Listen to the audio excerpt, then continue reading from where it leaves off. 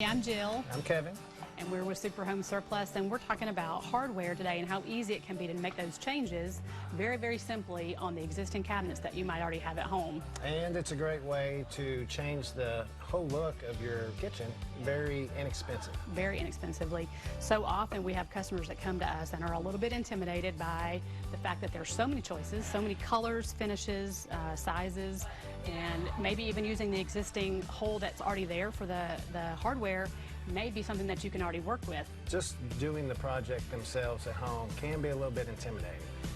One of the things that makes that easy is this template. It can be found at any local hardware store and will work for most cabinets and cabinet pulls. Today we're going to use this jig that we made because clearly the hardware that we're going to use this time does not work with the pre-made template. So we're starting with a door and cabinet pull that we're not really fond of.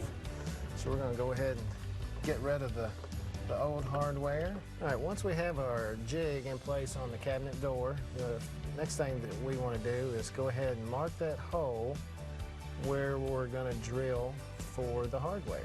You have your drill, and I'm using a 1/4-inch bit. Place it right on the area where you've marked it. Go ahead and drill that hole. Here's our new decorative pull for our fancy little door. Now, as you see, our holes are lining up just right with the hardware. Get our first screw in place. And there we have it. A new pull added to the door.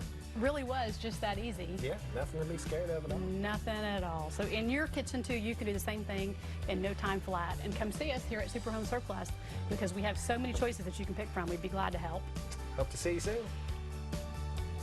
So head on over to Super Home Surplus stores in Madison and Bowling Green, superhomesurplus.com.